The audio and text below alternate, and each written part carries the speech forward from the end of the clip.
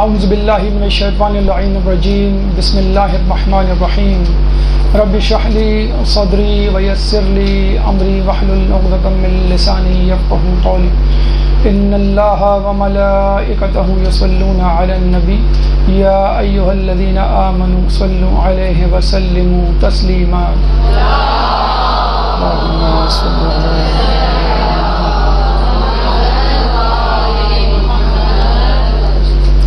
ماہ رجب کی آخری ساعتیں ہمارے ساتھ ہیں اور امید ہے کہ اس ماہ مبارک کی تمام سعادتوں کو سمیٹنے کی بھرپور کوشش کی گئی ہوگی. جہاں اس ماہ مبارک کے اعمال وہاں اہم شخصیات اور اہم واقعات کا تذکرہ بھی آپ نے سنا ہوگا، اور اب ہم ماہ شعبان میں عنقریب داخل ہوا چاہتے ہیں اور وہاں بھی ہمیں کئی شخصیات اور ان کی ولادتوں کا سامنا ہے، ان کی سیرت طیبہ کا تذکرہ ہے، اور انشاءاللہ ہم ماہ شعبان میں بھی اپنے ایمانوں کو اسی طرح تازہ دم کریں گے اور ان روشنی کے میناروں سے اپنی زندگی کو منور کرنے کی بھرپور کوشش کریں گے. ماہ شعبان میں یوں تو بہت ساری ولادتیں ہیں. پہلی ولادت جو خود پہلی شعبان کو ہمارے سامنے آتی ہے وہ بی بی زینب سلام اللہ علیہ کی.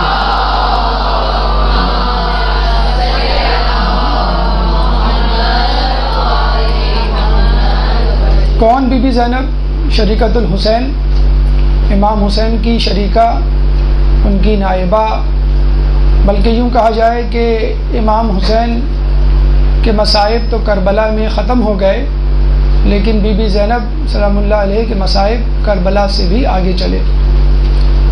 بازار کوفہ، دربار شام اور اس کے بعد پھر وہی پرانا مدینے کا محلہ. ایک عورت ہونے کے ناطے ان تمام آزمائشوں کا، مصائب کا مردوں کے سامنے مردانہ وار جرت مندانہ مقابلہ کرنا واقعی اگر کسی عورت کا کام ہے تو وہ بی بی زینب سلام اللہ علیہ کی ذات مقدسہ ہے.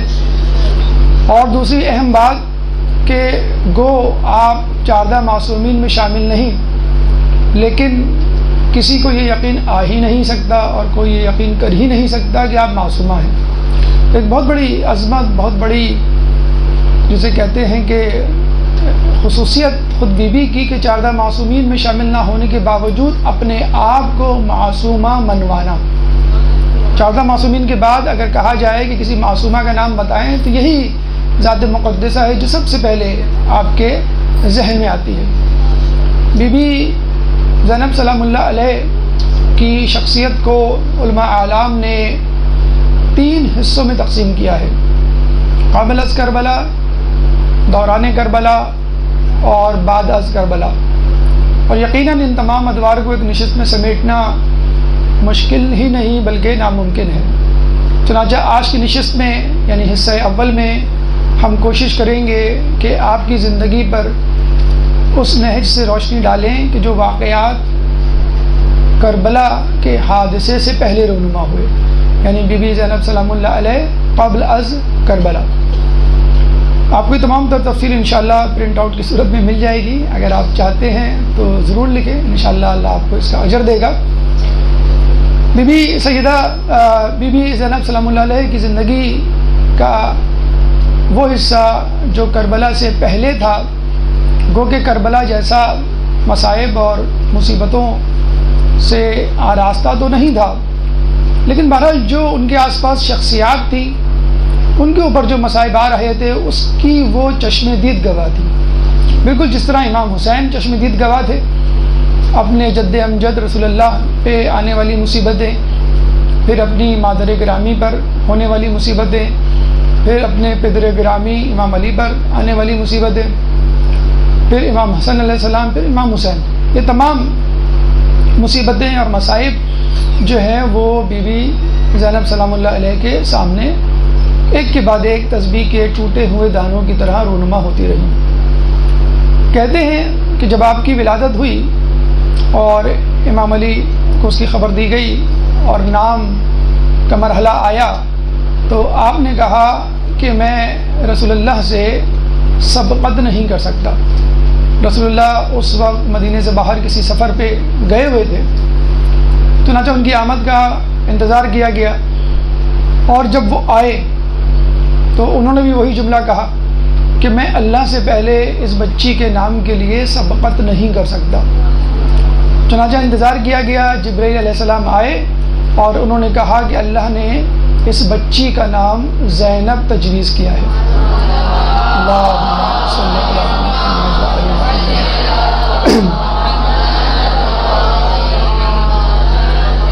زینب ایک مرکب لفظ ہے جو کہ زین اور اب کا مجموعہ ہے.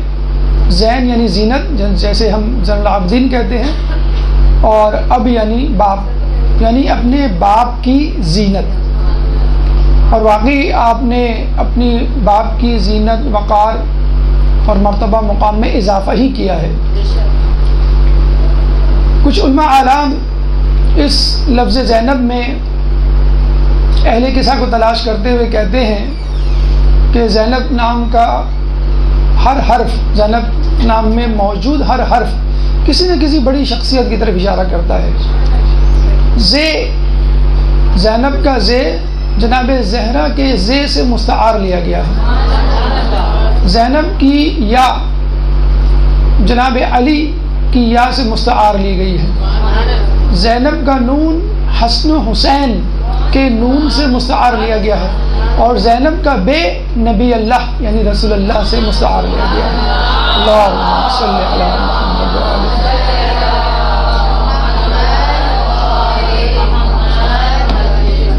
تو یہ زینب کے نام کی ایک ظاہری سی تفسیر علماء اعلام پیش کرتے ہیں. یوں سمجھ لیجئے کہ اہل قصہ کو الگ الگ دیکھنا ہو تو نبی، علی، فاطمہ، حسن حسین کی صورت میں دیکھ لیے، اور جب ان کو چادر پہنانی ہو تو اس چادر کا نام زینب ہے. جناب فیروز آبادی اپنی لغت، جو ماہر لغت ہیں، فرماتے ہیں عربی میں زینب کے کئی معنی ہیں. مثلا فربا، درخت، خوبصورت چہرہ یا خوشبو.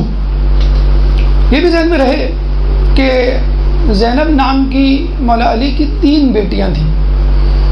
ایک کا نام زینب کبریٰ یعنی زینب عالیہ، جن کا تذکرہ آج ہم کر رہے ہیں. شام میں ان کی جو ہے آخری آرام گاہ ہے. دوسری زینب صغریٰ، جن کو ہم ام کلثوم کہتے ہیں، جو کربلا میں آپ کے ساتھ تھیں اور شام میں ان کا مدفن ہے. تیسری فقط زینب، جن کو ہم رقیہ بھی کہتے ہیں، اور مدینے میں ان کی آخری آرام گاہ ہے. اس کے علاوہ رسول اللہ کی ایک ربیبہ بھی تھی جن کا نام زینب تھا. ربیبہ اس بچی کو کہتے ہیں کہ جس کو آپ لے کر پالیں لیکن وہ آپ کی بچی نہ ہو. جیسے رسول اللہ کی ربیبہ تھی، ام کلثوم اور رقیہ جو جناب خدیجہ کی بہن حالہ کی بیٹیاں تھیں، جن کو رسول اللہ نے پالا، وہ یک کے بعد دیگرے خلیفہ سویم کے نکاح میں آئیں، جس کی وجہ سے اہل تسنن میں یہ اشتباہ پیدا ہوا کہ رسول اللہ کی حقیقی بیٹیاں ہیں اور ان کا نام ذوالنورین پڑ گیا. حالانکہ اگر ایسا ہوتا تو جناب سیدہ کی طرح ان دونوں بیٹیوں کا رسول اللہ کی نسبت سے کوئی تذکرہ، کوئی واقعہ، کوئی کتاب یا کوئی نہ کوئی تحریر، کہیں نہ کہیں تفصیل موجود ہوتی. جناب سیدہ کے علاوہ ہمیں کوئی بیٹی رسول اللہ کی اور واقعات اس حوالے سے نہیں ملتے. تو ربیبہ جناب علی کی تھی، جو کہ ام سلمہ کی بیٹی تھی، اور ان کو جو ہے انہوں نے لے کر پالا تھا. اور کہتے ہیں کہ آپ کی ولادت سے چند دن پہلے ان کا انتقال ہوا تھا، جس کی وجہ سے وہ کافی غمگین تھے، اور جب اللہ تعالیٰ نے یہ زینب دی تو وہ اور خوش ہو گئے. اس کے بعد ایک زینب کذاب منفی حوالے سے بھی مشہور ہے، اور ابھی رجب میں شہادت اور ولادت ہمارے 8ویں امام، 9ویں امام، امام تقی علیہ السلام کی گزری ہے. اللہم صلی علی محمد وعلی.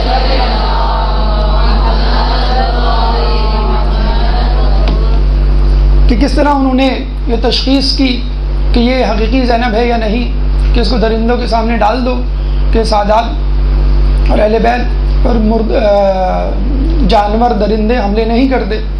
اگر یہ ہوئی تو حملہ نہیں کرے گا شیر، اور اگر نہ ہوئی تو اس کو چیٹ پاڑ کھائے گا، اور یہ اس کی سزا بھی ہو جائے گی اس نے غلط دعویٰ کیوں کیا. بہرحال آپ کی جو کنیت ہمیں ملتی ہے وہ ام کلثوم ملتی ہے، اور کبھی اس کو ام کلثوم کبریٰ بھی لکھتے ہیں، کیونکہ آپ کی جو چھوٹی بیٹی تھی وہ ام کلثوم تھی، نام ان کا ام کلثوم تھا، اور بڑی بیٹی کی کنیت ام کلثوم تھی. اس کے علاوہ ایک ان کی کنیت ملتی ہے ام الحسن. اچھا، حسن نام کا کوئی بیٹا نہیں تھا ان کا، ہاں ام کلثوم ان کی بیٹی تھی، جناب زینب کی ایک بیٹی تھی اور 4 بیٹے تھے. تو یہ یاد رکھ لیجئے کہ عربوں میں بسا اوقات کنیت شادی سے پہلے، اولاد ہونے سے پہلے رکھ دی جاتی ہے، بلکہ بچے اور لڑکے اور لڑکیاں کم عمری میں اپنی کنیت تجویز کر لیتے ہیں، یعنی میری شادی ہوئی ہے، بچہ ہوا تو ان کی ایک کنیت ام الحسن جسے کہتے ہیں کہ وہ مشہور ہو گئی. تو ام کلثوم اور ام الحسن 2 جو ہیں ان کی کنیتیں مشہور ہیں. القابات کی اگر بات کی جائے تو آپ کو معلوم ہوگا کہ جناب فاطمہ الزہرا کے 300 سے زیادہ القاب کتابوں میں مذکور ہیں، اور خود ان کے بارے میں کہا جاتا ہے کہ یہ سلیلۃ الزہرا ہے، یعنی جناب زہرا کا خلاصہ. تو کم از کم 30 القاب ہمیں ملنے چاہیے. 50 سے زیادہ القاب جناب زینب سلام اللہ علیہ کے ہمیں کتابوں میں ملتے ہیں. چند القاب آپ کی خدمت میں پیش کرتے ہیں. کچھ القاب رسول اللہ کی ذات سے منسوب ہیں، کچھ جناب علی مرتضیٰ آپ کے پدر گرامی سے منسوب ہیں، کچھ امام حسن حسین سے منسوب ہیں، کچھ جو ہے ان کی اپنی فصاحت و بلاغت اور علمیت اور عبادت کی وجہ سے مشہور ہیں. مثلا جو لقب رسول اللہ کی نسبت سے مشہور ہے وہ ہے محبوب مصطفیٰ. یقیناً آپ محبوب مصطفیٰ تھی، رسول اللہ کو بہت عزیز تھی. جناب علی مرتضیٰ کے حوالے سے اگر لقب ملتا ہے تو وہ ہے سر ابیہا، خودی کا سر نہا لا الہ الا اللہ. علامہ اقبال کا شعر آپ کو معلوم ہوگا، یعنی چھپی ہوئی چیز، خفیہ چیز، بند چیز. تو سر ابیہا اپنے باپ کے رازوں کی پاسدار. اور جناب علی مرتضیٰ نے آپ کو بہت سارے راز قرآن کی تفسیر کے حوالے سے، آئندہ آنے والے واقعات کے حوالے سے آپ کو بتائے تھے، جس کی جو ہے وہ امین تھی. سر ابیہا کے بعد قرۃ العین المرتضیٰ. مرتضیٰ یعنی علی کی آنکھوں کی ٹھنڈک. عربی میں ایک آسان طریقہ ہم آپ کو بتا دیں، ترجمہ کرنا ہو تو الٹا کیا کریں. قرۃ العین المرتضیٰ، مرتضیٰ کی عین کی ٹھنڈک. قرۃ جو ہے وہ ٹھنڈک کو کہتے ہیں. عابدہ آل علی یعنی علی کے خاندان کی عابدہ. اگر ہم جناب زہرا کے حوالے سے بات کریں تو ثانیہ زہرا آپ نے بہت مشہور، بہت مرتبہ سنا ہوگا. نائبہ زہرا یقیناً آپ کی نائبہ تھی اور آپ کے کام کو آگے بڑھانے والی تھی. صدیقہ زہرا، صدیقہ خود جناب زہرا کا لقب تھا، اور یہ صدیقہ زہرا یعنی زہرا کی صدیقہ تھی، ان کی شہادت دینے والی تھی. پھر سلیلۃ الزہرا یعنی جناب زہرا کا خلاصہ. اگر آپ ان کو آپ کھولیں تو فاطمہ الزہرا بنیں گے، ان کا خلاصہ لیں، ان کو بند کریں کوزے میں دریا کو، تو وہ جناب زینب کی ذات ملے گی. یہ 8 القابات ہو گئے. جناب حسین کے حوالے سے اگر ہم لیں تو شریکۃ الحسین، امام حسین کی شریکہ. کربلا میں، کربلا کے بعد، کربلا سے پہلے ہر ان کے مشن میں معنوی طور پہ اور جسمانی طور پہ، روحانی طور پہ ہمیشہ ان کے ساتھ ساتھ وہ رہا کرتی تھی. نہ صرف کربلا میں بلکہ کہا جاتا ہے کہ ہر سفر میں ان کے ساتھ وہ رہا کرتی تھی. شریکۃ الحسین. پھر نائبۃ الحسین، بلا شبہ امام حسین کی نائبہ تھی. میر کارواں امام حسین تھے. ان کی شہادت کے بعد کون نائب بنا؟ جناب زینب سلام اللہ علیہ بنی. اس کے بعد امام حسن کی طرف آئیں. اچھا، عدیلۃ الخامس. عدیل کہتے ہیں ہمت والے کو، اور عدیلہ کہتے ہیں ہمت والی. عدیلۃ الخامس، خامس یعنی 5ویں کے لیے ہمت والی، 5ویں کو ہمت دلانے والی. تو اہل قصہ میں 5واں امام حسین کی ذات مقدسہ ہے، اور ان کو ہمت دلانے کے والی بلا شبہ جناب زینب ہوا کرتی تھی، ہر بات ہر کام میں ان کی شریک. امام حسن کے حوالے سے کہا جاتا ہے شقیقۃ الحسین، امام حسن کی خواہر عزیزہ. اس کے بعد جناب سجاد، کفیلۃ السجاد. سجاد کی کفالت کرنے والی، نگرانی کرنے والی، نگہبانی کرنے والی، مریض تھے، اٹھ نہیں سکتے تھے، بہت جسے کہتے طبیعت ناساز تھی، ان کی کفالت بالکل ایک ماں کی طرح اور ان کو ایک بچے کی طرح جسے کہتے ہیں آرام پہنچانا ایک مریض کو، وہ ان کے ذمہ داری تھا۔ پھر گو کہ وہ شہید تو نہیں ہوئی کربلا میں، لیکن شہیدوں کے بالکل عین درمیان تھی، اس لیے ان کو شریکۃ الشہداء کہا جاتا ہے کہ وہ شہداء کے ساتھ شریک تھی۔ عقیلہ بنی ہاشم آپ نے سنا ہوگا، بنی ہاشم کی عقل مند ترین خاتون، تو اس حوالے سے بھی کافی ان کے القاب ہیں، مثلا عقیلہ نبوہ، نبوت کے خاندان کی عقل مند ترین خاتون، عقیلہ وحی، وحی کے حامل خاندان کی عقل مند ترین خاتون، عقیلہ طالبین، ابو طالب کے خاندان کی عقل مند ترین خاتون، عقیلہ بنی ہاشم، بنی ہاشم کے خاندان کی عقل مند ترین خاتون، عقیلہ بنی قریش، بنی قریش، عقیلہ قریش، قریش کے قبیلے کی عقل مند ترین خاتون، عقیلہ نساء، تمام عورتوں میں، ابھی تو دیکھنا دائرہ وسیع ہوتا جا رہا ہے، پہلے وہی کہ حامل خاندان، پھر جو ہے بنی ہاشم، پھر قریش، نہیں، پھر تمام عورتوں میں عقل مند ترین خاتون عقیلہ نساء، پھر عقیلہ جلیلہ، پر شکوہ، پر شوکت، شان و شوکت والی عقل مند ترین خاتون، پھر البلیغہ، بلاغت والی، یعنی بہت بڑی بات کو چھوٹے سے الفاظ، چھوٹے سے لفظ میں جمع کر دینا اور اس کو ادا کر دینا مختصر ترین عبارت میں، البلیغہ، الفصیحہ، جامع بات کہنا، کمپریہنسو بات کہنا کہ کوئی بات رہ نہ جائے، محدثہ، گفتگو کرنے والی، بہت ساری روایات نہ صرف ہمارے ہاں بلکہ اہل تسنن میں جناب زینب سے جو ہے وہ منقول ہیں، جناب زینب جو ہے اس کی راوی ہیں، تو محدثہ۔ پھر جو دو القاب ان کے اور بھی زیادہ مشہور آپ نے سنے ہوں گے، عالمہ غیر معلمہ، ایسی عالمہ جس کو کسی نے پڑھایا نہ ہو، علم لدنی کی حامل ہو۔ ابھی آپ کو آگے معلوم ہوگا کہ کس طرح مولا علی کوئی بات بتلاتے تھے تو وہ اختتام پہ کہا کرتی تھی یہ بات مجھے پہلے سے معلوم ہے، تو عالمہ غیر معلمہ، بلکہ انشاءاللہ ابھی آگے تذکرہ آئے گا کہ کچھ باتوں پہ مولا علی بھی حیرت سے ان کو دیکھتے تھے اور لاجواب وہ کر دیا کرتی تھی اور خود جواب بھی دیا کرتی تھی، انشاءاللہ بھی اس کا تذکرہ آئے گا۔ عالمہ غیر معلمہ، پھر فاہمہ غیر مفہمہ، یعنی سمجھدار خاتون جس کو سمجھایا نہ گیا ہو خود سے سمجھ لے۔ یہ آخر کے جو یہ دو ہیں، عالمہ غیر معلمہ اور فاہمہ غیر مفہمہ، ہمارے چوتھے امام زین العابدین علیہ السلام نے ان کو دیے۔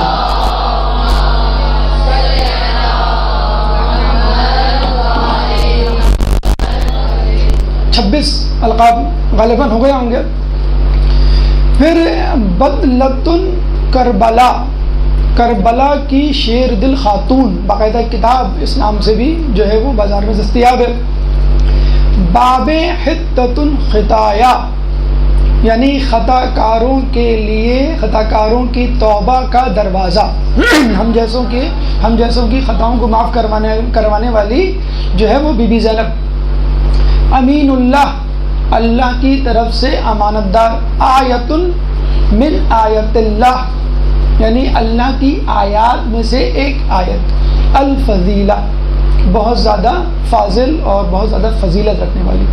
تو بی بی کے القاب 330 القاب ہم نے آپ کے سامنے پیش کر دیے۔ تو بی بی جو ہے وہ فاطمۃ الزہرا کو اگر آپ بند کریں ایک کوزے میں یا ایک خلاصہ پیش کریں تو بی بی زینب سلام اللہ علیہ کی ایک ذات ہے۔ ایک درود پڑھ دیں محمد اللہم صلی علی محمد۔ آپ کا خاندان، اب اس خاندان کا کیا تذکرہ کریں؟ اہل کسا ایک جملے میں کافی ہے۔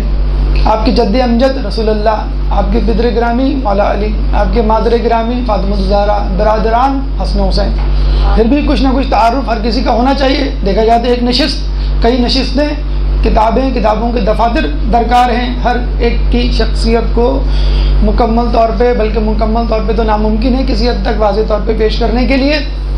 فقط ایک جملہ ہر شخصیت کے لیے سن لیجئے۔ رسول اللہ جد امجد کے لیے حدیث قدسی ہے، لولاک لما خلقت الافلاک، اے محمد تم نہ ہوتے تو میں اس کائنات، اس افلاک کو تخلیق نہ کرتا۔ مولا علی کے لیے کیا ہے؟ لولا علی لما خلقتک، اگر علی نہ ہوتے تو میں آپ کو تخلیق نہ کرتا. جناب فاطمہ کے لیے کیا فرماتا ہے خدا کہ لولا فاطمۃ لما خلقتکما، اگر فاطمہ نہ ہوتی میں تم دونوں کو پیدا نہ کرتا. تو یہ ہے اس خاندان کی شان. اگر حسن و حسین کو ایک جملے میں بند کریں ان کی فضیلت کو، سید الشباب اہل الجنہ، کہ جنت کے مردوں کے سردار. اب یہاں یہ نہ سمجھ لیں کہ جنت میں بوڑھے بھی ہیں اور جو ہے وہ بچے بھی ہیں، ان کے سردار الگ الگ ہیں. مرد ہیں یا عورت ہیں، عورتوں کے سردار جناب سیدہ ہیں اور مردوں کے سردار جو ہے جناب حسن ہیں اور جناب حسین ہیں. بہرحال یہ وہ خاندان ہے کہ جس کا قصیدہ خواہ ہے قرآن، اور یہ خاندان ہے کہ احادیث مبارکہ اس کی منقبت خواہ ہیں. ایک درود پڑھ دے محمد والے.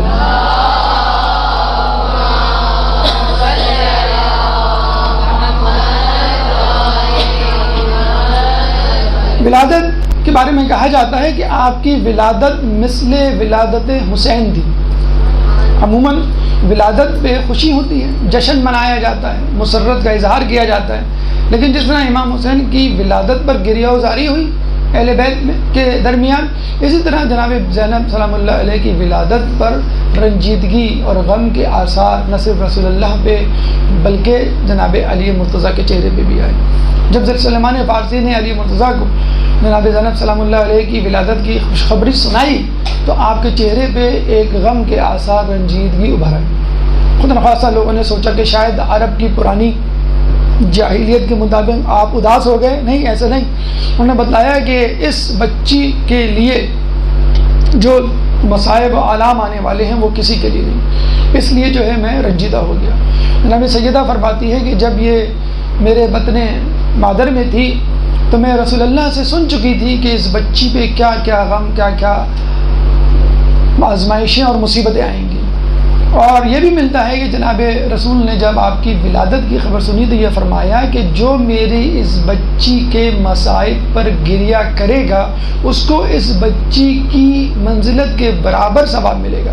یعنی ان کی منزلت میں، ان کے مقام و مرتبے میں وہ اس کا شریک ہو جائے گا. جیسے ہم کہتے ہیں نا کہ رسول اللہ مقام محمود پر ہوں گے اور اہل بیت ان کے ساتھ ہوں گے اور اہل بیت کے ساتھ ان کے چاہنے والے بھی ہوں گے. تو جناب زینب پہ اگر ان کی معرفت رکھتے ہوئے گریہ کر لیا جائے تو گویا آپ نے ان کی قدر و منزلت میں اپنے آپ کو شریک کر لیا. درود پڑھ دے محمد والے محمد.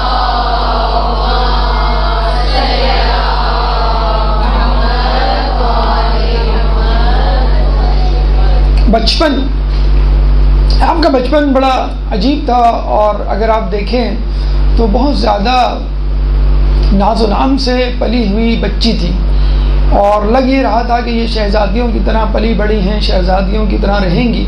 لیکن عجیب اتفاق ہے اور یہ قدرت کا نظام ہے کہ بچی کو جتنی زیادہ محبت بچپن میں ملی اتنی زیادہ سختی اور پریشانی آخری عمر میں پیش آئی. بلکہ آپ کی زندگی کے لیے، حیات کے لیے تو یہ کہا جاتا ہے کہ 56 سالہ زندگی میں فقط 6 سال جب تک جناب فاطمہ الزہرا زندہ رہیں بس وہی زندگی تھی جو انہوں نے گزاری. 6 سال میں تو انسان کو پتہ ہی نہیں ہوتا وہ کیا ہوتا ہے، لیکن میرے پاس آس پاس کیا ہے شعور کی منزلیں نہیں ہوتی. 6 سال کے بعد سے آپ کے اوپر مصیبتوں کے پہاڑ، جناب سیدہ کی صورت میں، شہادت کی صورت میں، مولا علی کی شہادت کی صورت میں، امام حسن علیہ السلام کی شہادت کی صورت میں، پھر کربلا اور پھر کربلا کے بعد کی زندگی، پورے 50 سال آپ نے مصیبت و آلام میں گزارے. لیکن کہتے ہیں کہ بچپن میں بہت زیادہ پیار و محبت کا اظہار کیا جاتا تھا جناب زینب کے لیے. ایک دفعہ رسول اللہ گھر میں داخل ہوئے، امام حسن کو اٹھا کر اپنے کندھوں پر بٹھا لیا. امام علی نے دیکھا کہ امام حسین کے دل کو یہ گرا نہ گزرے، وہ اداس نہ ہو اور محسوس نہ کریں، فوراً امام حسین کو اٹھا کر اپنے کندھے پر بٹھا لیا. اور اب باری تھی جناب زینب کی، تو جناب فاطمہ آگے بڑھی اور زینب کو اٹھا کر اپنے کندھوں پر بٹھا لیا. دیکھنے کو یہ بہت چھوٹا سا عمل ہے، چھوٹی سی محبت کا جسے کہتے ہیں الگی کی محبت کی علامت ہے، لیکن یہ وہ چیز ہے جس کا ہمارے یہاں بہت زیادہ فقدان ہے. ہم واٹس ایپ پہ اور انٹرنیٹ پہ بڑے بڑے جملے محبت کے لکھ دیتے ہیں، لیکن ہمیں خود اپنے بچوں کو دینے کے لیے ٹائم نہیں ہے. آج کل کی مائیں آپ دیکھ لیجئے کہ کتنا زیادہ جسے کہتے ہیں کہ بچوں کو دور رکھنے لگی ہیں. پہلے تو مائیں ہائڈرولین کا سرپ پلا دیا کرتی تھیں، اب سرپ سے بات نکل کے ٹیبلٹ تک پہنچ گئی ہے. لیکن وہ کون سا ٹیبلٹ؟ یہ کمپیوٹر والا ٹیبلٹ کہ بچہ جو ہے وہ اس سے کھیلتا رہتا ہے اور وہ ماں سے جو ہے وہ جو کہتے ہیں کہ مچھر آپ سے رہنے پر دور رہنے پہ مجبور، تو وہ معاملہ ہو گیا والدین اور بچوں کا۔ آج ہی ہم اپنے مدرسے میں ایک بچی سے بات کر رہے تھے، وہ ہم سے پوچھنے لگی کہ میں حوضہ جوائن کرنا چاہتی ہوں، کوئی بتلائیں حوضہ۔ تو ہم نے کراچی میں موجود حوضوں کے نام بھی نہیں، کراچی سے باہر کوئی بتائیں۔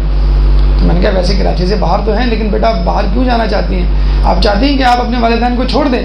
تو یقین کریں اس نے برجستہ کہا اداسی کے ساتھ، نہیں والدین لگتا ہے مجھے چھوڑنا چاہتے ہیں، وہ چاہتے ہیں کہ تم بس کہیں جا کے رہ لو، یا تو زبانی منہ سے تو نہیں کہتے، لیکن آج کل معاملہ والدین اور بچوں کچھ ایسا ہی ہو گیا ہے، جسے کہتے ہیں کہ دق ہونے لگے ہیں، پریشان ہونے لگے ہیں، کسی طرح جو ہے وہ صبح اسکول چلے جائیں، پھر شام کو کوچنگ سینٹر چلے جائیں، پھر جو ہے آگے جو ہے وہ ٹیبلٹ یا ٹی وی وغیرہ پہ ہو جائیں، لیکن وہ آپ کے پاس نہ بیٹھیں۔ تو یہ آپ اہل بیت کے گھرانے سے سیکھیے کہ بچوں کا لمس جو ہے وہ بہت زیادہ۔ ایک صاحب سے بات ہوئی، کہنے لگے کہ مجھے معلوم نہیں کہ اپنے باپ سے مجھے کیوں اتنی محبت نہیں جتنی ہونی چاہیے۔ تو انہوں نے پھر ذہن پہ زور دے کے کہا کہ ہاں شاید اس وجہ سے کہ آج تک مجھے یاد نہیں کہ میرے باپ نے کبھی مجھے گلے لگایا ہو۔ عمر گزر گئی، میری جو ہے یہ خواہش رہی کہ میرا باپ مجھ سے کھیلتا یا مجھے گلے لگاتا، بہت سخت اس کے باپ دے۔ تو یہ وہ طریقہ ہے اہل بیت نے ہمیں سکھایا ہے، اس میں کوئی پیسہ بھی نہیں خرچ ہوتا، ٹیبلٹ اور یہ جو ہے وہ سیرپ اور یہ موبائل وغیرہ کمپیوٹر بھی لانا نہیں پڑے گا۔ بچوں سے کھیلیں، اور ہاتھ پیر والے کھیل جیسے کہتے ہیں نا کہ وہ بالکل ختم ہوتے چلے جا رہے ہیں، کمپیوٹرائز اور مشینی دور ہے، بچوں کو دور رکھنے کا جو ہے ایک بہانہ آ گیا۔ تو یہ اہل بیت سے سیکھیں کس طرح ان سے جو ہے وہ محبت کرتے ہیں، اور جسمانی لمس کی کیا حیثیت ہے۔ رسول اللہ جناب فاطمہ الزہرا کو شادی کے بعد تک جو ہے وہ پیار کیا کرتے تھے، اپنے آپ سے لپٹا کر۔ تو امہات المومنین بعض اوقات اعتراض کیا کرتی تھی، اب تو بہت بڑی ہو گئی ہیں، اچھا نہیں لگتا اب اس طرح ان کو جو ہے وہ لپٹا کر پیار کرتے ہیں۔ تو رسول اللہ نے کہا کہ میں جب بھی فاطمہ کو پیار کرتا ہوں مجھے جنت کے میووں کی خوشبو آتی ہے۔ تو یہ وہ خوشبو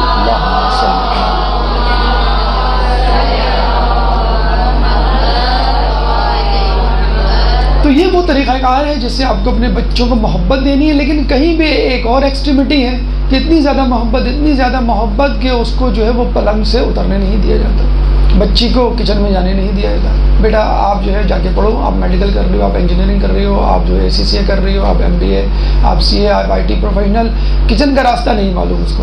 اگر معلوم ہے تو وہ آرٹس لابی کا جو کراچی یونیورسٹی روڈ سے ہوتا ہوا وہاں جاتا ہے، چپے چپے کا معلوم ہوگا، لیکن کچن کہاں ہے اور کچن میں کون سا ڈبہ ہے، کون سے ڈبے میں چینی ہے، کون سے پتی یہ نہیں پتہ۔ بڑے فخر سے جو ہے بچیاں کہتی ہیں 18 سال کے ہو گئے ہمیں جو ہے وہ انڈا بنانا نہیں آتا۔ تو ذمہ داریوں کا احساس یہ بھی اہل بیت نے ہمیں سکھایا۔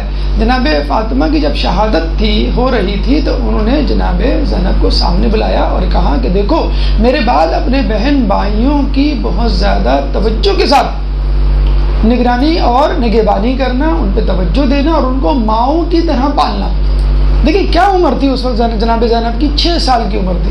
ہمارے ہاں تو شاید 6 سال کی بچی یہ ڈائلاگز ایک مکالمے سمجھ بھی نہ پائے کہ امی آپ کیسے باتیں کر رہی ہیں آپ۔ اگر وہ کسی عورت کو بلاتی ہیں جناب سیدہ اور کہتی ہیں کہ میری بچی کا خیال رکھنا، بالکل ماں بن کر پالنا جیسے میں نے پالا ہے، یہ ہونا چاہیے تھا، لیکن جناب زینب کو بلایا جا رہا ہے اور 6 سال کی جناب زینب، اور ان کو کہا جائے کہ تمہیں پالنا ہے ماں بن کر ان بچوں کو۔ اور آپ دیکھیں جیسے بی بی سیدہ نے ام ابیہا کا لقب پایا اور اپنے باپ کی اس طرح خدمت کی جیسے ماں کرتی ہے، جناب زینب نے بھی جو ہے ایسا کیا۔ تو اسلام ہمیں یہ سکھاتا ہے کہ اگر آپ پیار محبت دیں تو دوسری طرف ذمہ داریوں کا بوجھ ڈالنا بھی سکھائیں کہ ذمہ داریوں کو کیسے نبھایا جاتا ہے۔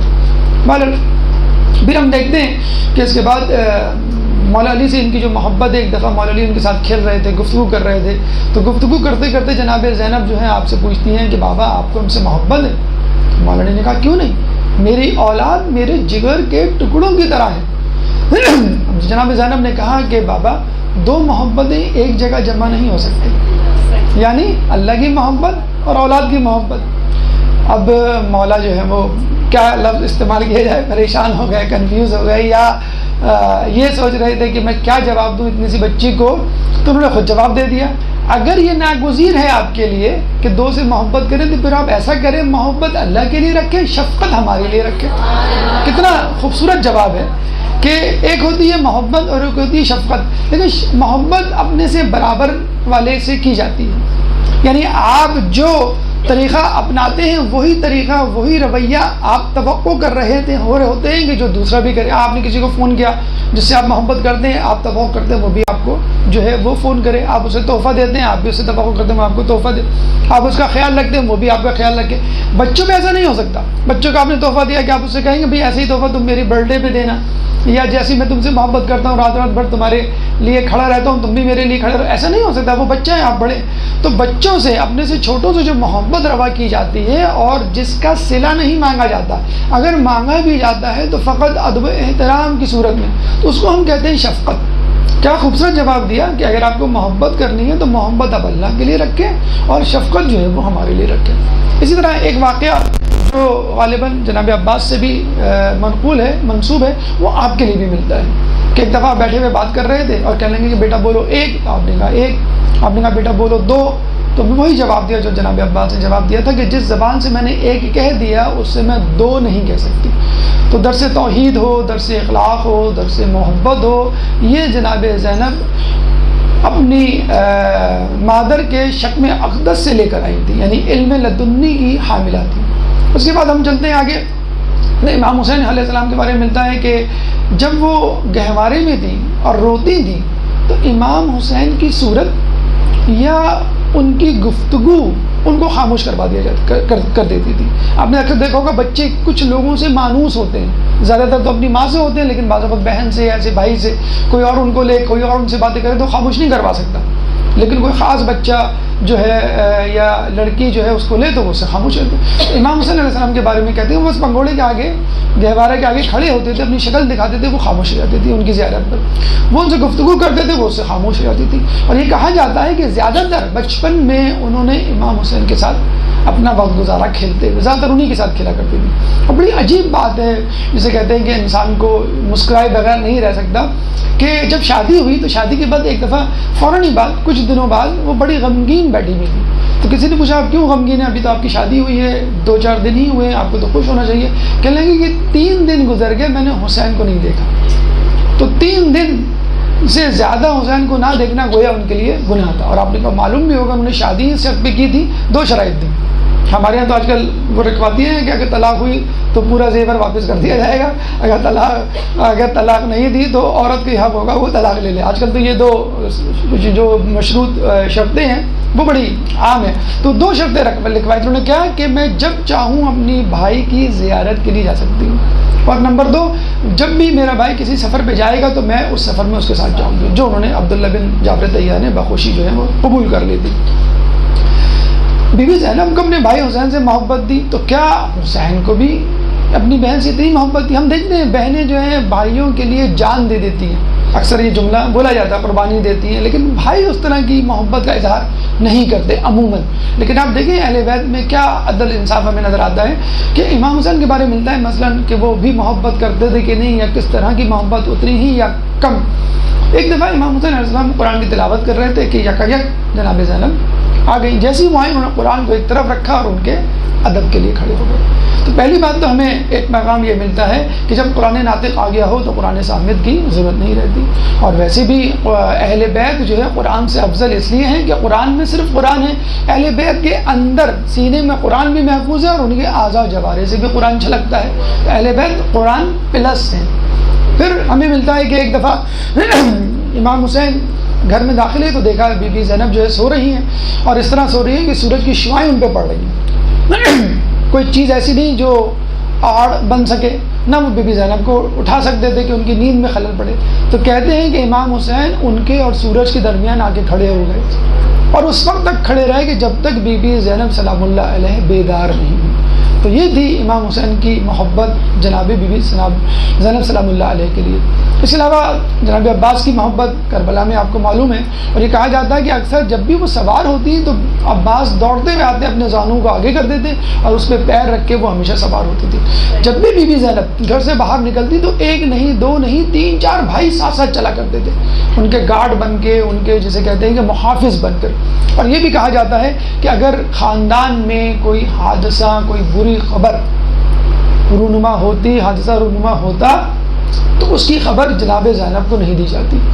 کہ وہ جو ہے حساس ہیں، وہ اس خبر کو برداشت نہیں کر پائیں گی، یا تاخیر سے دی جاتی، یا ادھوری دی جاتی، یا نقصان یا حادثہ جسے کہتے ہیں کم کر کے بتایا جاتا۔ لیکن جس بیوی کو کربلا جیسا سانحہ درپیش ہونے والا ہو، اس سے چھوٹی چھوٹی خبر، چھوٹا چھوٹا حادثہ چھپایا جائے، تو آپ بتائیں کہ کیا حال ہوگا جب اتنا بڑا جو ہے وہ واقعہ اس کے ساتھ رونما ہو جائے۔ یعنی قدرت یہ بتانا چاہ رہی تھی کہ جتنی محبتیں سمیٹنی ہیں تو کربلا سے پہلے اس کو سمیٹ لو، اس کے بعد جو ہے وہ تمہیں اتنی زیادہ مصیبت و آلام کا سامنا کرنا پڑے گا، شاید تمہارے بھائی خود شریف امام حسین کو بھی نہیں کرنا پڑے گا۔ تو یہ وہ محبت تھی جس کے لیے کہا جاتا ہے کہ ان کو کم سے کم جو ہے وہ تکلیف دی جاتی۔ امام حسن کے بارے میں کہا جاتا ہے جب آپ کی شہادت ہو رہی تھی اور تشت میں جگر کے ٹکڑے کٹ کٹ کے گر رہے تھے تو وہ خاموش تھے، کوئی بات نہیں کر رہے تھے۔ جناب زینب کے بارے میں پتہ چلا کہ وہ کمرے میں تشریف لا رہی، تو فوراً گھبرا کے کہا کہ تشت کو یہاں سے ہٹا دو۔ کیوں ہٹا دو؟ آپ کو تو الٹیاں ہو رہی، کہیں گے نہیں، زینب اس منظر کو برداشت نہیں کر پائے گی۔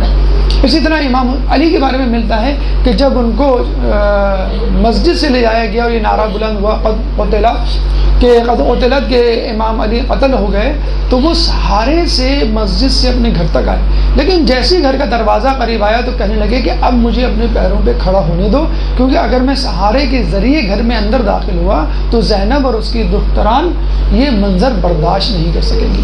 تو آپ نے دیکھا باپ، آپ نے دیکھا بھائی، آپ نے دیکھا دیگر افراد کس طرح زینب کا خیال کرتے تھے کہ چھوٹی سی چھوٹی خبر، چھوٹی سی چھوٹی بری خبر جو ہے وہ زینب تک نہ پہنچے، تو زینب نے کربلا کے واقعات کیسے برداشت کیے ہوں گے۔ درود پڑھ دے محمد والے محمد۔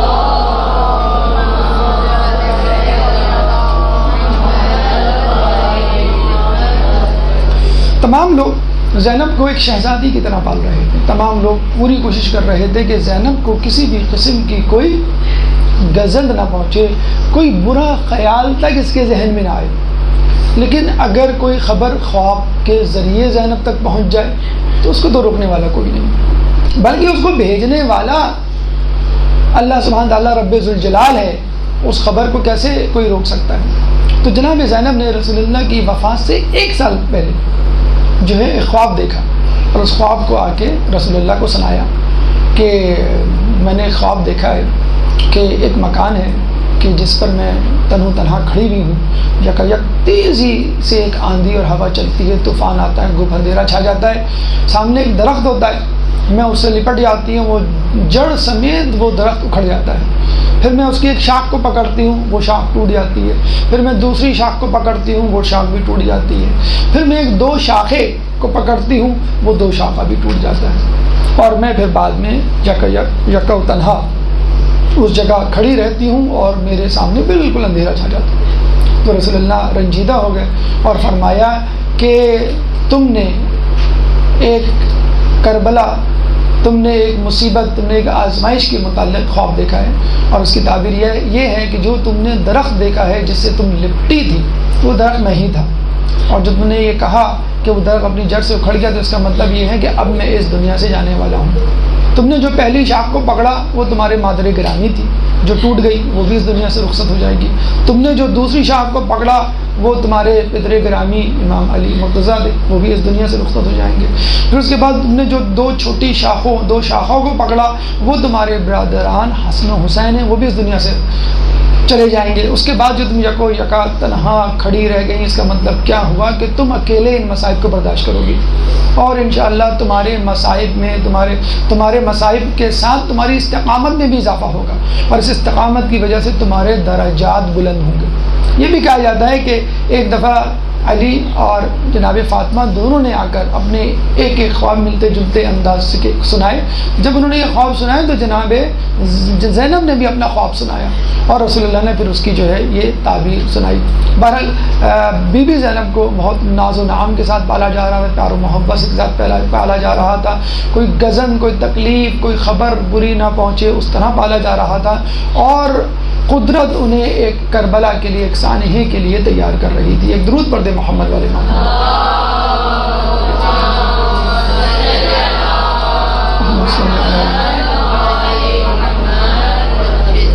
یہ بی بی زینب کا بچپن تھا، اور اس کے بعد جیسے جیسے آپ بڑی ہوئیں اور خلافت علی کا دور آیا اور آپ نے اپنے آس پاس کے ماحول سے تربیت پائی تو ان کی فصاحت و بلاغت، علمیت اور جیسے کہتے ہیں کہ قابلیت میں مسلسل اضافہ ہوتا رہا۔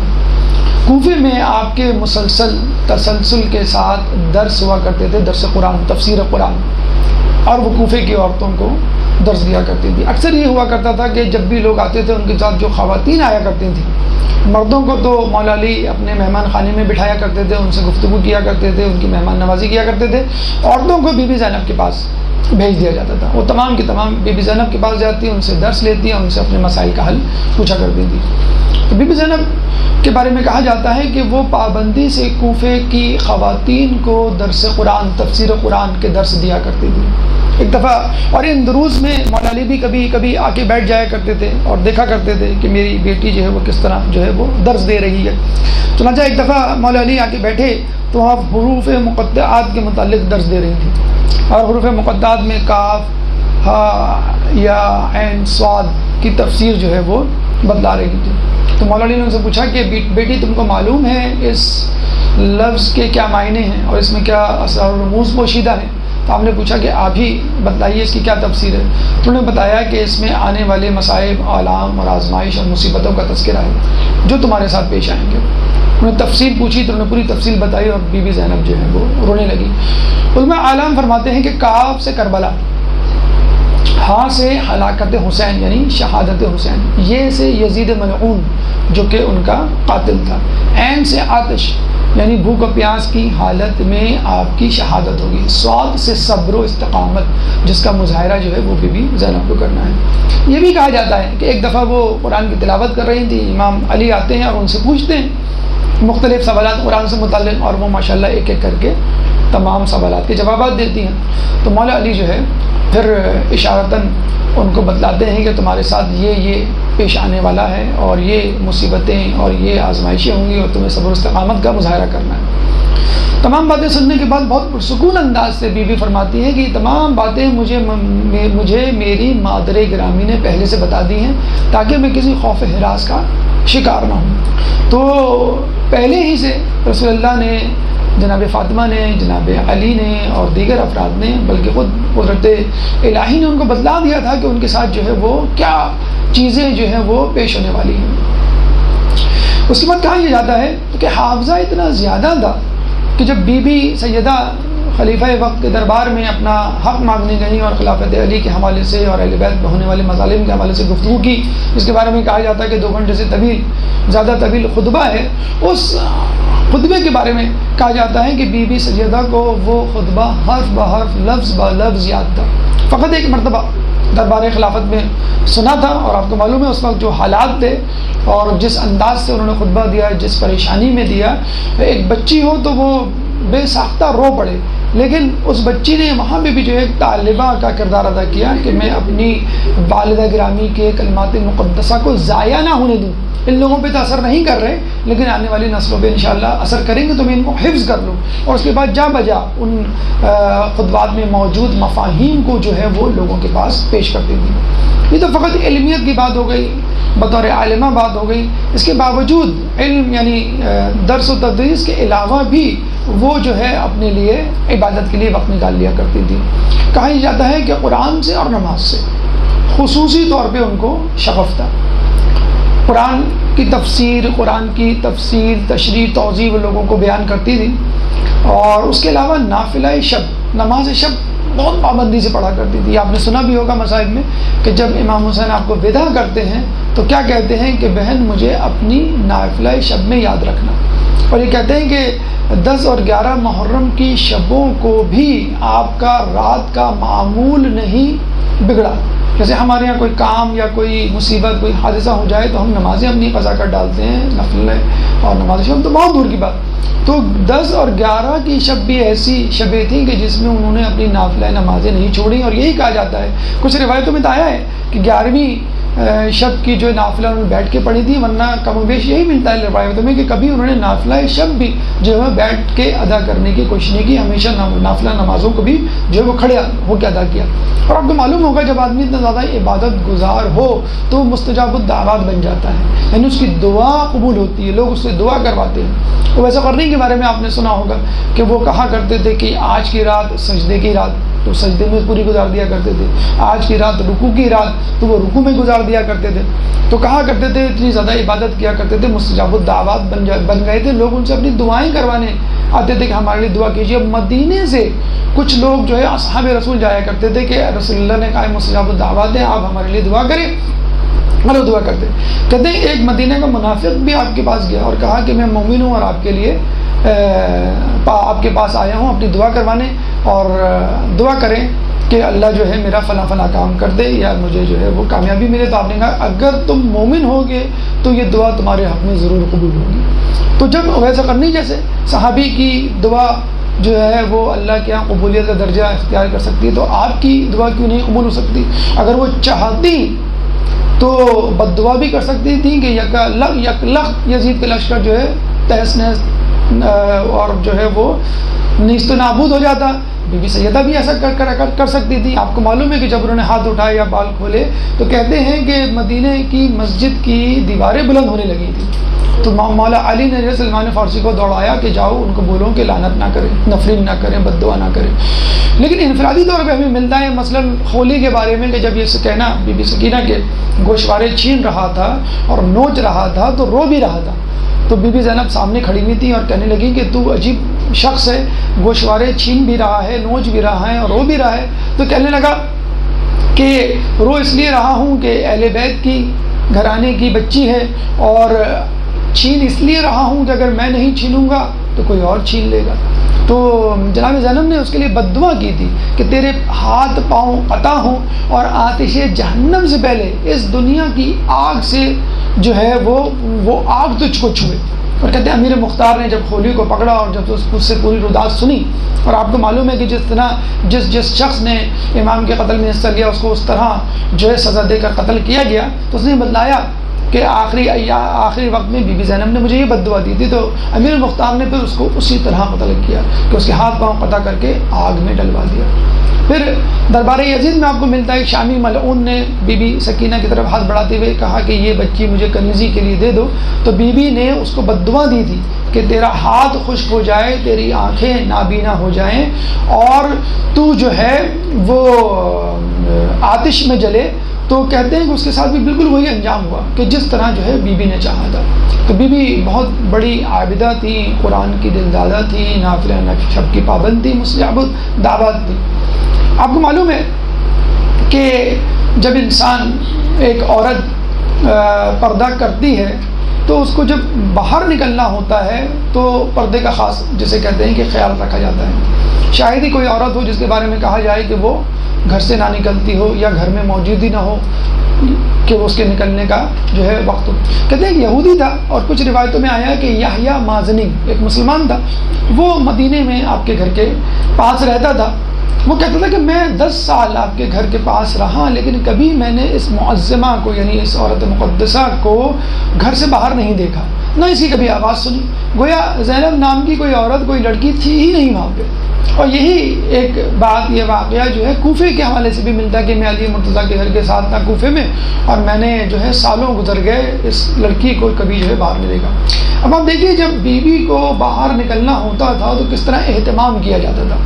کہتے ہیں باہر بھی کہاں نکلتی، کس لیے نکلتی؟ فقط اپنے جسے کہتے ہیں جد امجد رسول اللہ کی قبر کی زیارت کرنے کے لیے۔ تو رات کو ان کو لے کے جایا جاتا، آگے جو ہے وہ علی مرتضیٰ ہوتے، دائیں طرف امام حسن ہوتے، بائیں طرف امام حسین ہوتے۔ قرب مطہر پہ جب پہنچتے تو وہاں پہ موجود چراغ کو بجھا دیا جاتا۔ ایک دفعہ امام حسن نے اپنے بابا سے پوچھا آپ چراغ کیوں بجھا رہے ہیں؟ تو حجاب میں ہیں اور ہم سب ان کے ساتھ موجود ہیں۔ تو مولانا نے کیا جواب دیا؟ میں نہیں چاہتا کہ تمہاری بہن کی قد و قامت کا بھی کوئی اندازہ لگائے۔ دیکھیے ایک تو ہوتا ہے حجاب، ایک تو یہ ہوتا ہے کہ چہرہ دیکھ لینا، ایک تو یہ ہوتا ہے کہ جسم کا وہ اس دیکھ لینا جس کا حجاب واجب ہے، اور ایک ہوتا ہے قد و قامت کا بھی اندازہ نہ ہونا، یہ سب سے آخری حجاب ہے۔ آپ کو معلوم ہوگا جناب سیدہ جب جاتی ہیں خطبہ دینے کے لیے خلیفہ کے دربار میں تو اپنے قد و قامت کے برابر کی 8 بنی ہاشم کی خواتین کو اپنے ساتھ لیتی ہیں. یہ نہیں کہ 8 بس خواتین لے لی اپنے آس پاس، جس میں نعوذ باللہ خدا نخواستہ کوئی کہہ سکے یہ جو بلند قامت کی عورت ہے یہ فاطمہ ہے، یا جو اس طرح کی عورت ہے یہ فاطمہ ہے. یعنی اپنے ہی قد و قامت کی 8 خواتین کہ میری قد و قامت کا اندازہ نہ ہو، چہرہ اور ہاتھ اور باقی اعضاء تو بہت دور کی بات ہے. تو مولا فرماتے ہیں کہ میں نہیں چاہتا کہ تمہاری بہن کی قد و قامت کا بھی اندازہ ہو.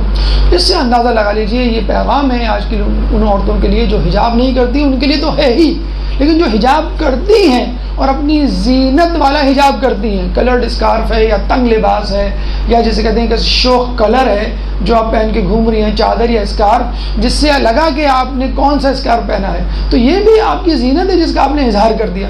جب زینت کا اظہار ہو گیا تو پھر وہ حجاب یا ستر پوشی کہاں رہی. تو آپ اس سے اندازہ لگا لیجئے کہ اہل بیت کی خواتین کے لیے اس طرح کا اہتمام کیا جاتا تھا کہ وہ قد و قامت بھی جو ہے وہ نظر نہ آئے. کچھ عرصے پہلے تک تو یہی مثال دی جاتی تھی کہ ایسا حجاب جو ہے اب سعودیہ ہی میں نظر آئے گا اور کہیں نظر نہیں آتا، لیکن جدہ میں جو سائیکل ریس ہوئی ہے اس نے ان کا سارا بھانڈا پھوڑ دیا. ایک درود پڑھ دے محمد علیہ محمد.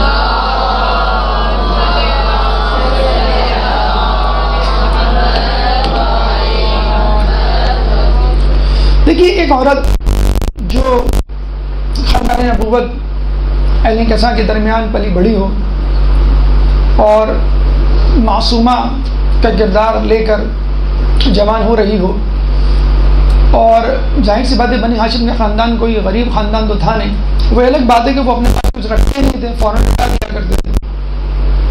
اگر ہم رسول اللہ کی بات کریں تو جناب خدیجہ کی دولت ایسی تھی جو رسول اللہ کو بادشاہ بنانے کے لیے کافی تھی، لیکن پھر بھی کبھی بھی. اور مولا علی کی بات کریں، جیسے ہم نے جنگ خیبر کی بات کی کہ ہر جنگ میں نمایاں کردار فتح میں علی کا ہوا کرتا تھا، تو ظاہر سی بات ہے مال غنیمت کا ایک کثیر حصہ بھی ان کو ملا کرتا تھا. اگر وہ چاہتے تو اس حصے سے لکھپتی کروڑ پتی بن جاتے، لیکن انہوں نے ایسا نہیں کیا.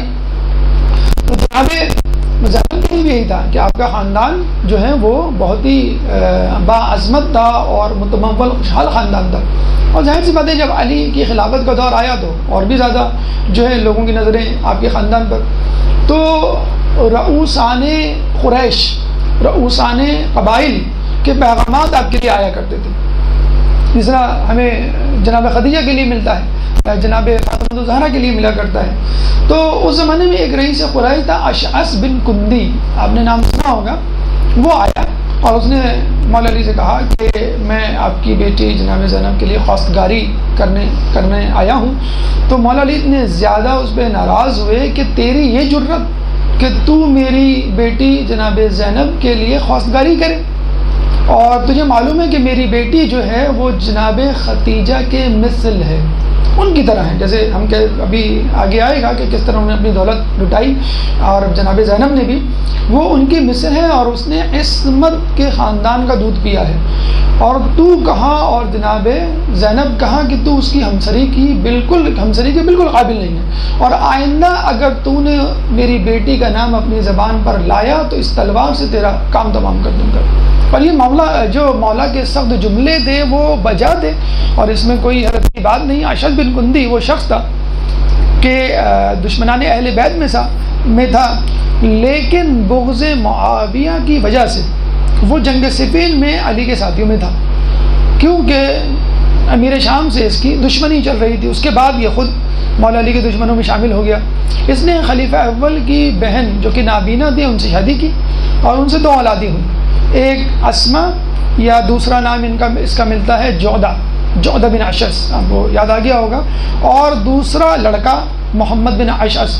تو جودہ بن اشعث نے آپ کے بیٹے امام حسن علیہ السلام کو زہر دیا، اور محمد بن اشعث نے امام حسن کے قتل میں اپنا کردار نبھایا.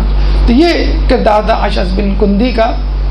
اور محمد بن اشعث کندی ہی کے بارے میں کہا جاتا ہے کہ جس نے جو ہے وہ آپ کے مالک اشتر کو جو ہے وہ زہر دلوایا تھا.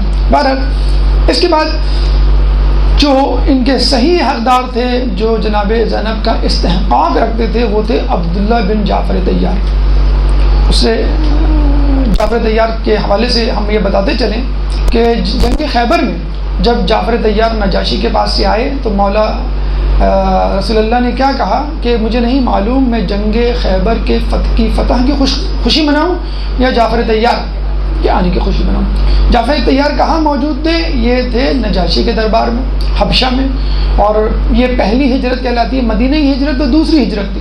تو جب وہاں گئے تھے تو قریش کے جو مشرکین تھے وہ بھی آپ کے پیچھے پہنچ گئے، کہنے لگے کہ یہ لوگ ہیں، بھاگ کے آئے ہیں، مفرور ہیں، اور یہ ہمارے مجرم ہیں، یہ اپنے دین سے منحرف ہیں، باغی ہیں، ان کو ہمارے حوالے کر دو۔ تو نجاشی کافی عادل تھا، عدل پسند تھا، تو اس نے کہا کہ پہلے مجھے ان کی طرف کی بات سننے دو۔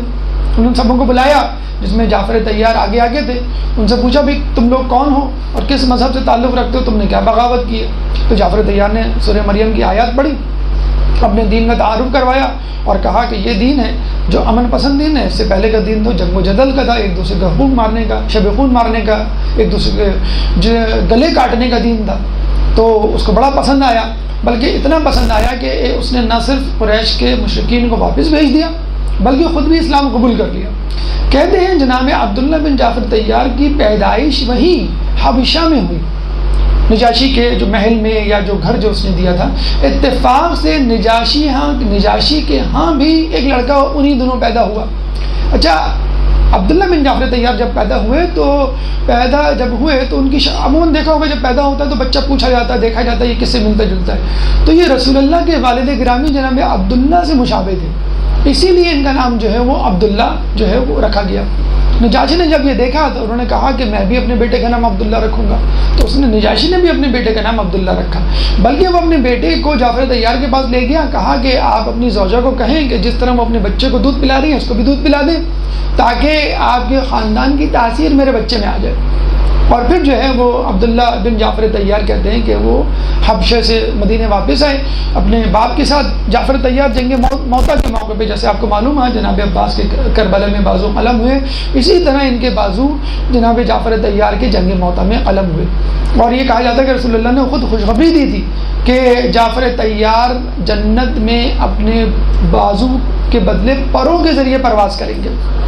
تو بہرحال ایک بہت بڑا شرف تھا جو جعفر طیار کو ملا تھا۔ جناب عبداللہ جب ان کی شہادت ہوتی ہے اور ان کی والدہ گرامی اسماء بنت امیس تھی، یہ اسماء بنت امیس جب جعفر طیار کی شہادت ہو گئی تو یہ خلیفہ اول کی اس میں آئیں زوجیت میں، اس کے بعد پھر مولا علی کی زوجیت میں آئیں۔ تو اسماء بنت امیس جو ہیں عبداللہ ابن جعفر طیار اور دیگر بیٹوں کے ساتھ آئیں، تو رسول اللہ نے کہا انا ولیہم فی الدنیا والآخرہ، کہ میں ان تمام بچوں کا، تمہارے بیٹوں کا، تمہاری اولاد کا ولی ہوں، دنیا میں بھی آخرت میں بھی۔ اور کہتے ہیں کہ دعا بھی کرتے جاتے تھے اکثر رسول اللہ کہ اے اللہ عبداللہ کے کاروبار میں برکت دے۔ اور یہ دعا کب کی؟ انہوں نے جب وہ بچے تھے، میں نے ایک دفعہ وہ بکری سے کھیل رہے تھے، آپ نے دیکھا ہوگا بچے جو ہے وہ بڑوں کی طرح نقل کرتے ہیں اور اس طرح جو ہے کوئی کھیل بنا لیتے ہیں۔ بچیاں جو کچن کے برتن لے کے جمع ہو جاتی ہیں اور کچھ پکانا شروع کر دیتی ہیں، ڈاکٹر بچے کھیلنا شروع کر دیتے ہیں، ٹیچر اسٹوڈنٹ کھیلنا شروع کر دیتے ہیں۔ تو عربوں میں تجارت کا ایک شغف تھا، تو وہ بیٹھے ہوئے بکری سے کھیل رہے تھے اور ایک خیالی طور پہ ایک گاہک بنایا ہوا تھا، بھائی تم اس بکری کو کتنے کا لے گے، اتنے کا لوگے، نہیں اتنے کا نہیں، اتنے کو دوں گا اور یہ وہ۔ تو رسول اللہ سامنے سے گزرے، کہنے لگے کہ بھائی تم یہ جو پیسے تمہیں ملیں گے، ہم تو ڈانٹ دیتے ہیں کیا پاگل بنے کی باتیں کر رہے ہو، لوگ کیا کہیں گے۔ تو رسول اللہ نے کہا کہ بھئی یہ جو تمہیں پیسے ملیں گے کیا کرو گے؟ انہوں نے کہا میں کھجوریں خریدوں گا۔ تو انہوں نے کہا کہ اللہ تعالیٰ، اے اللہ تو عبداللہ کے کاروبار میں برکت دے۔ دیکھیں بچے تھے وہ، لیکن ایک انکریجمنٹ، ایک حوصلہ افزائی ہوتی ہے کہ اللہ عبداللہ کے کاروبار میں برکت دے۔ کبھی وہ مٹی کے برتن سے کھیل رہے ہوتے تھے اور اس کو بیچ رہے ہوتے تھے، تو پوچھتے تھے بھی کیا کر رہے ہو؟ کہ میں مٹی کے برتن بیچ رہے ہوں۔ کیا کرو گے؟ میں خرما خریدوں گا، کھجور خریدوں گا، یہ خریدوں گا۔ تو رسول اللہ نے پھر دعا کی کہ اللہ عبداللہ کے کاروبار میں برکت دے، اور اللہ نے کیا برکت دی۔ خود جعفر طیار کے بارے میں کہا جاتا ہے ان کو ابو المساکین یا ابو المساکین کہا جاتا تھا، یعنی مساکین کا باپ، جس کا کوئی نہیں ہوتا تھا ماں باپ، تو وہ جناب جعفر طیار کے پاس آ جاتے تھے۔ اور خود آپ کو خود سخا یعنی سخاوت کا منبع، سخاوت کا سرچشمہ، ایک اور آپ کا لقب تھا بحر الجود یعنی سخاوت کا سمندر۔ اور کیا سمندر تھے جسے کہتے ہیں سخاوت کے۔ اول تو ان کی تجارت ضرب المثل بن گئی تھی۔ ضرب المثل کیا ہوتا ہے؟ مثلا آپ کسی کو مثال دیں، بھائی فلاں جو ہے وہ تاجر ہے، بہت کامیاب، کتنا کامیاب، ارے عبداللہ بن جعفر طیار کی طرح، ارے اس کے پاس بہت پیسہ ہے، کتنا پیسہ ہے، ارے عبداللہ بن جعفر طیار کی طرح، یا اتنی مالیت کا. بلکہ یہ مثل تھی، اگر کوئی کسی سے قرض لیتا تو قرض دینے والا کہتا کہ بھائی تم کب واپس کرو گے؟ بھائی میں اس وقت واپس کروں گا 1 سال بعد مثلا. بھائی واپس کرو گے کہ نہیں؟ کہ اگر عبداللہ بن جعفر طیار نے منع نہ کیا تو واپس کر دوں گا. یعنی مدینے میں کسی پر بھی کوئی مصیبت افتاد پڑتی اور آخر میں کوئی اس کو نظر نہیں آتا تو اوپر اللہ اور نیچے عبداللہ بن جعفر طیار ہوا کرتے تھے. ایک دفعہ لوگ بیٹھے ہوئے تھے تو وہ یہ ڈسکس کر رہے تھے، مباحثہ ہو رہا تھا کہ عرب میں کون سب سے زیادہ سخی ہے. اچھا آپ کا شمار جس طرح آج کل ہوتا ہے نا کہ top 10 cricketer, top 10 bowler, top 10 batsman, تو اس زمانے میں تو ٹاپ 10 سخی، ٹاپ 10 جنرس پیپل کون سے ہیں، تو ان 10 میں ان کا نام آتا تھا. اچھا اس میں کمپٹیشن ہو رہا تھا، لوگ کہہ رہے تھے بھائی ان 10 میں بھی کون ہے ٹاپ پہ. تو لوگوں نے بتانا شروع کیا. تو ایک شخص نے کہا میرے خیال میں تو یہ ہیں. کہیں گے بھائی تم دلیل دو. تو پھر اس نے بتایا کہ ایک دفعہ عبداللہ بن جعفر طیار اپنے اونٹ پہ بیٹھ کے ساز و سامان کے ساتھ کہیں جا رہے تھے، ایک مسافر آیا، اس نے لگام پکڑ لی اور کہنے لگا کہ میں نے سنا ہے بہت سخی ہیں، مجھے بھی کچھ دیجیے. تو کہتے ہیں کہ وہ سواری سے اترا ہے، کہنے لگے کہ اس سواری پہ جتنا بھی مال تم لے سکتے ہو لے لو. کہتے ہیں بہت بڑی تھیلی تھی، اس میں 4000 دینار تو نقد تھے، جواہرات الگ تھے.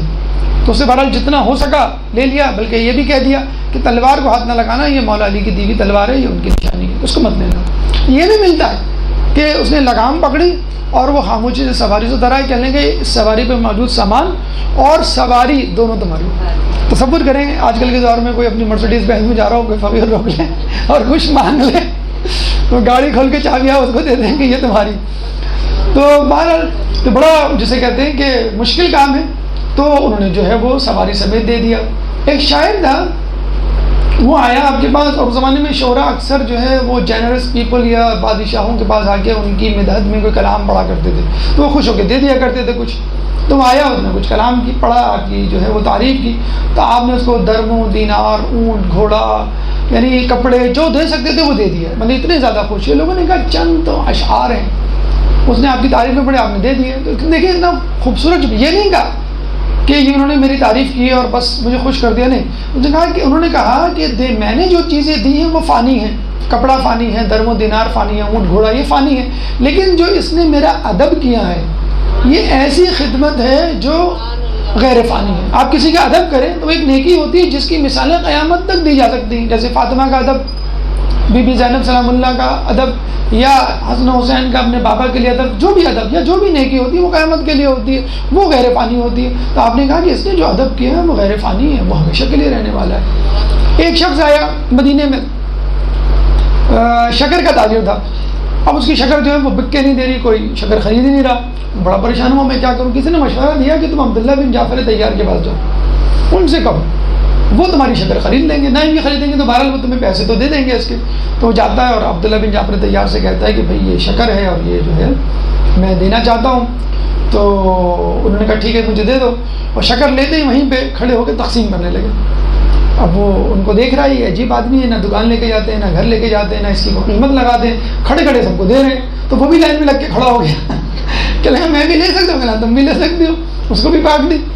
جب ختم ہو گئے تو انہوں نے پوچھا کتنی قیمت ہے، کہنے 4000. تو 4000 درہم جو ہے وہ اس کے ہاتھ میں رکھ دیے. چلا گیا وہ. تو اس نے کہا کہ عجیب آدمی ہے، میں نے 4000 کا 4000 دے دیے، اگر میں 8000 کہتا تو 8 بھی مل جاتے. دوبارہ کوشش کرنے میں کیا حرج ہے. دوبارہ آیا، کہنے لگا آپ نے وہ شکر کے پیسے نہیں دیے.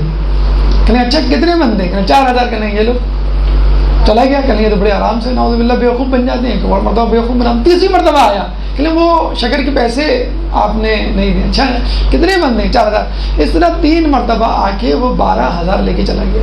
اچھا لوگ تھے کہ اس زمانے میں کہتے بھی تھے، آپ بھی سوچ رہے ہوں گے عجیب آدمی ہے، بیوقوف بن گئے یا دھوکہ کھا گئے.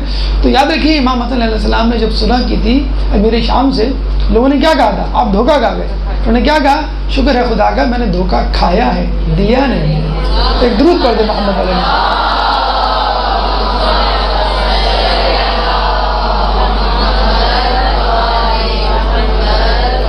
تو یہ سخاوت تھی عبداللہ بن جعفر طیار کی، اور یہ ان کا جو ہے وہ اسٹیٹس تھا اس زمانے میں. اور جس طرح رسول اللہ نے خود کہہ دیا تھا کہ انا ولیہم فی الدنیا والآخرہ، جعفر طیار کی اولاد کے لیے کہ میں تمہارا ولی ہوں دنیا میں بھی آخرت میں بھی. اب ظاہر بات آدمی قریب ہوتا ہے تو گھر میں آنا جانا ہوتا ہے تو پتہ چلتا ہے کہ گھر میں کون کون رہتے ہیں. تو ان کی خواہش ہوئی جناب زینب سے شادی کی. تو ایک فطری شرم ان کے آڑے آ رہی تو انہوں نے کسی شخص کے ذریعے پیغام پہنچایا. اور ایک زمانے میں رسول اللہ نے نہیں معلوم ان کے سامنے یا کہیں یہ ایک جملہ کہہ دیا تھا کہ بناتنا لبنینا و بنونا لبناتنا، کہ ہماری بیٹیاں ہمارے بیٹوں کے لیے اور ہمارے بیٹے ہماری بیٹیوں کے لیے، جس کو کچھ لوگوں نے اس طرح بنا دیا کہ سید کی شادی جو ہے سید میں ہوگی ورنہ حرام ہے. تو ایسا نہیں تھا. ایک ہوتا ہے اشارہ دینا کہ بھئی ہماری یہ بیٹی فلاں بیٹے کے لیے اور فلاں بیٹا جو ہے اس بیٹی کے لیے ایک اشارہ دینا ہوتا. کہتے ہیں عبداللہ بن جعفر طیار نے یہ اشارہ سمجھ لیا تھا اور وہ جو ہے کسی کے ہاتھوں پیغام پہنچاتے مولا علی، اور مولا علی جو ہے وہ بخوشی جیسے اہل بیت کے لیے ہمیں ملتا ہے کہ جناب فاطمہ کے لیے کفو تھا اور اس کے لیے رسول اللہ انتظار کر رہے تھے. رسول اللہ حضرت علی کے لیے بھی لوگ کہتے تھے کہ بھئی آپ کے علاوہ کسی کو نہیں دیں گے، لیکن وہ بھی شرماتے تھے. انہوں نے بھی کسی آپ کے ہاتھ جو ہے وہ رشتہ بھجوایا اور انہوں نے بھی کسی اور کے ہاتھ انہوں نے جو ہے باہر وہ رشتہ جو ہے قبول کر لیا. جناب جعفر طیار حالانکہ بہت زیادہ متمول تھے اور بہت زیادہ جسے کہتے ہیں کہ کثیر مال و دولت کے مالک تھے، لیکن کہا یہ جاتا ہے کہ ان کی تربیت جو ہے وہ رسول اللہ کے ہاتھوں ہوئی اور وہ انہی کے گھر میں رہا کرتے تھے. وہاں اکثر جو ہے بھتیجے بھانجے یا دیگر افراد جو ہے لوگ لے لیا کرتے تھے، بانٹ لیا کرتے تھے اور کہہ دیا کرتے تھے کہ بھئی ان کی جو ہے وہ تربیت ہمارے والے، جیسے خود مولا علی کے بارے میں کہا جاتا ہے کہ ان کی تربیت جو ہے وہ رسول اللہ کے لیے تھی. تو جناب جعفر طیار کے لیے یہ تھا کہ انہوں نے اب مولا علی نے اپنی رسول اللہ کے بعد اپنی تربیت میں رکھا تھا. شادی کے بعد بھی وہ مولا علی کے گھر میں یعنی قریب میں یا ان کے گھر میں جو ہے وہ رہا کرتے تھے. پھر ان کی جو دوسری بیٹی تھی ام کلثوم، ان کے جو شوہر تھے ان کے ساتھ بھی جو جسے کہتے ہیں کہ شادی کے بعد جو دن گزرے وہ بھی مولا علی کے گھر میں گزرے. بہرحال جب شادی ہوئی تو جناب زینب نے شرط رکھی اپنے شوہر نامدار کے سامنے کہ جب بھی میں چاہوں گی میں اپنے بھائی حسین کے دیدار کے لیے، زیارت کے لیے، ان سے ملنے کے لیے جایا کروں گی، آپ مجھے روکیں گے نہیں، نمبر 1. اور نمبر 2 جب بھی وہ سفر پہ جائیں گے تو میں ان کے ساتھ جایا کروں گی. یہ 2 شرطیں. اور یقیناً جناب عبداللہ کو بھی اس بات کا ادراک تھا کہ کیا ہونے جا رہا ہے. بہرحال وہ بھی اہل بیت کے گھرانے سے ہی تعلق رکھتے تھے. انہوں نے بخوشی یہ قبول کر لیا. بلکہ جب آپ نے کربلا کے مسائل میں پڑھتے بھی ہوں گے اور محمد کے مسائل میں کہ جب جانے کا وقت آیا تو یہ بہت ضعیف ہو چکے تھے. اور یہ بھی کہا جاتا ہے کہ غالباً یہ اس لیے نہیں گئے تھے بہت ضعیف ہو گئے تھے، اس لیے نہیں گئے تھے نابینا ہو چکے تھے، اور اس لیے نہیں گئے تھے کہ وہاں پر جو موجود مرد تھے ان میں ایک بڑے مرد کا جو ہے وہ موجود رہنا ضروری تھا. تو یہ مدینے میں اہل بیت کے دیگر افراد کی رکھوالی کے لیے، نگرانی کے لیے موجود تھے. لیکن یہ حقیقت ہے گئے نہیں تھے. لیکن جب انہوں نے شہادت حسین کی اور کربلا کے سانی کی جب خبر سنی تو پہلی مجلس اپنے بیٹوں کے لیے نہیں، جناب حسین کے لیے، سید الشہداء کے لیے کی. اور یہ کہا کہ مجھے اپنے بیٹوں کے مرنے کا کوئی غم نہیں، کیونکہ میں نے اپنے بیٹوں کو بھیجا ہی اسی لیے تھا کہ میں نہیں ہوں گا تو کم از کم میری نیابت میں حسین کی جو ہے وہ نصرت کر دینا. اور میں ہوتا تو ضرور جسے ہم کہتے ہیں وہاں جاتا تو امام حسین کی جسے کہتے ہیں کہ یاد میں انہوں نے مجلس برپا کی. اور جب جا رہے تھے یہ قافلہ جب جا رہا تھا آپ کو معلوم ہوگا کہ تھوڑی ہی دور گئے تھے اور امام حسین نے پڑاؤ ڈال دیا تو پتہ چلا کہ دور سے ایک شخص آ رہا ہے گھوڑے پہ اور 2 بچے اس کے ساتھ ہیں. اور یہ کہا جناب عبداللہ بن جعفر طیار نے کہ میں تو نہیں ہوں گا لیکن میری طرف سے یہ 2 بچے جو ہے وہ حسین پہ جو ہے وہ نثار کر دینا. اس کے بعد کربلا کے منازل ہیں، کربلا کی مصیبتیں ہیں، کربلا کی آزمائشیں ہیں. انشاءاللہ اگلی نشست میں اللہ نے توفیق دی اور اس کی توفیق شامل حال رہی تو انشاءاللہ اس کا تذکرہ کریں گے. اللہ تعالیٰ سے دعا ہے کہ جو کچھ سنا اور پڑھا اس پہ عمل کرنے کی توفیق عطا فرما. ہمیں بی بی زینب سلام اللہ علیہ کی سیرت پہ چلنے کی توفیق عطا فرما. ہماری عورتوں کو ان جیسا حجاب کرنے کی توفیق عطا فرما. ہمارے مردوں کو ان کو شوہر جیسا سخی بنا. ہمیں تعلیمات اہل بیت پر عمل کرنے کی توفیق عطا فرما. قیامت میں ان کی شفاعت سے بہرہ مند فرما. امام کے ظہور میں تعجیل فرما اور ہمیں ان کے انصار و اعوان میں شامل فرما. ربنا تقبل منا انك انت السميع العليم وتب علينا انك انت التواب الرحيم برحمتك يا ارحم الراحمين. اللجن اللجن يا مولا اللجن اللجن اللجن اللجن اللجن اللجن اللجن يا صاحب السماء اللجن اللجن अजल